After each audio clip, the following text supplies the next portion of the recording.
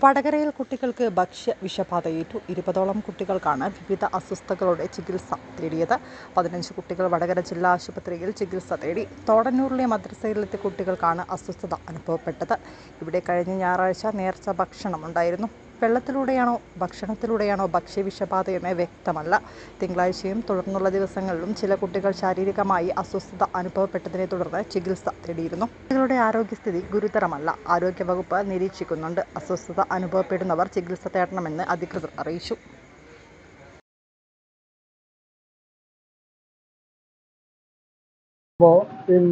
ഒരാളെ മരണമായിട്ട് ബന്ധപ്പെട്ട് ആണ്ടിൻ്റെ ഒരു വിശ്വാസത്തിൻ്റെ ഭാഗമായിട്ട് ബിരിയാണി കൊടുത്താണ്. അതിൽ ഏത് ഇതിലാ ഫുഡ് ഇൻഫെക്ഷൻ ആണെന്ന് അറിയില്ല. കുറച്ച് 10-40ഓളം കുട്ടികൾക്ക് ഇതിൻ്റെ വിഷയം വന്നിട്ടുണ്ട്. എൻ്റെ മകളും ഉണ്ട്. അപ്പോൾ എൻ്റെ മകൾ ഇന്നലെ മെനഞ്ഞാന്നിവിടെ അഡ്മിറ്റായി. കുറച്ച് കഴിഞ്ഞപ്പോൾ അവർ തന്നെ വീട്ടിൽ പോയി നോക്കിയിട്ട് വന്നത്. അപ്പം വീട്ടിൽ പോയി വന്നൊക്കെ വീണ്ടും ഛർദിയും പനിയും കൂടുതലായി. ആദ്യം കുട്ടികൾക്കെല്ലാം വന്നത് പനിയും വയറുവേദനയും ഛർദിയായിരുന്നു.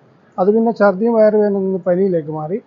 അപ്പോൾ ഇത് ഫുഡ് കൊടുത്തവർക്കൊന്നും തെറ്റായിട്ടല്ല പറയുന്നത്. എന്തായാലും ഒന്നുകിൽ വെള്ളത്തിലോ അല്ലെ എന്തിലാ വന്നതെന്നുള്ളവർ മനസ്സിലാക്കണം എന്നതിൻ്റെ ഭാഗമായിട്ടാണ് ഇത് പറയുന്നത്.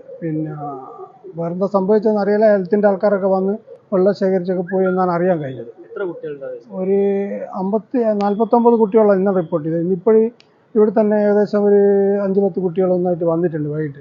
അപ്പോൾ പലർക്കും അറിയില്ല ഇങ്ങനെയായിരുന്നു സംഭവിച്ചത്. പിന്നെ ഈ മദ്രസയുടെ ഗ്രൂപ്പുകളിലൂടെ ഇങ്ങനെ ഇൻഫർമേഷൻ വന്നപ്പോഴാണ് ഈ ഫുഡാണ് എന്ന് അറിയുന്നത്. പലരും വേറെന്തോ കക്ഷിയായിരിക്കും പല ഹോസ്പിറ്റലിലേക്കും പോയിട്ടുണ്ടായിരുന്നു.